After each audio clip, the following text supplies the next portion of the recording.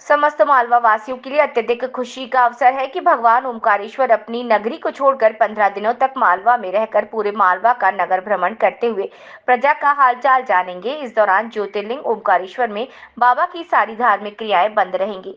इस तरह का भ्रमण बाबा हर साल करते हैं।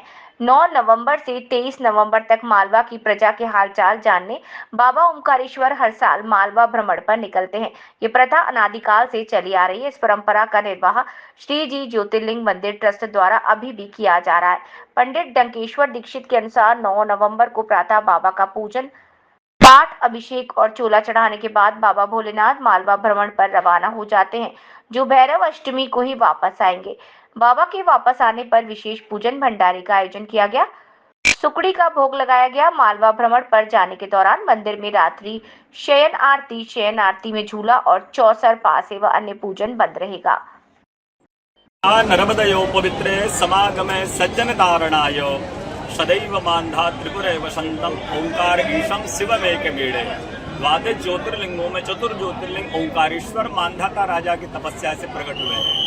हमारे ओंकारेश्वर ज्योतिर्लिंग की परंपरा रही है कि कार्तिक मास शुक्ल पक्ष अष्टमी को भगवान ओंकारेश्वर ज्योतिर्लिंग मालवा भ्रमण के लिए जाते हैं। ये परंपरा रही है। तो आज रविवार के 10 तारीख को कार्तिक मास शुक्ल पक्ष अष्टमी को भगवान ओंकारेश्वर 9 नवंबर को मालवा भ्रमण के लिए जाएंगे, जो 23 नवंबर शनिवार को भगवान वापस भैरव अष्टमी के दिन पधारेंगे। ये हमारी परंपरा रही कि बाबा जो है ओंकारेश्वर ज्योतिर्लिंग निमाड़ में निवास करते हैं, उनका ससुराल मालवा क्षेत्र है।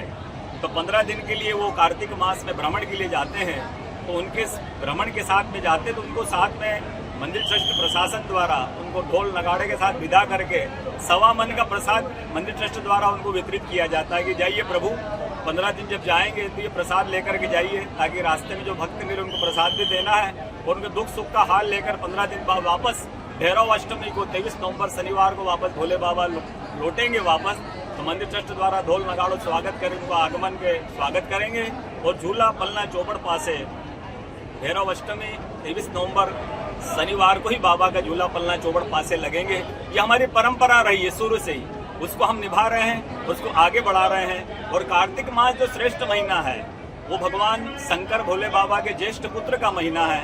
तो उसको बड़ा विशेष रूप से नर्मदा स्नान करते हैं, भगवान ओंकारेश्वर को जल चढ़ाते हैं। जो संकल्प हम करते हैं आदि दैविक आदि भौतिक आध्यात्मिक इन तीनों तापों को नष्ट करने के लिए, 3 पापों का हरण करने के लिए नर्मदा स्नान करके नर्मदा जल चढ़ा करके भगवान ओंकारेश्वर का जल अभिषेक करके इन तापों से मुक्त होकर के भगवान ओंकारेश्वर आशीर्वाद देते कि जाइए भक्तों, इन तापों से मुक्त होकर के अपने जीवन को धन्य कीजिएगा, कृतार्थ कीजिएगा।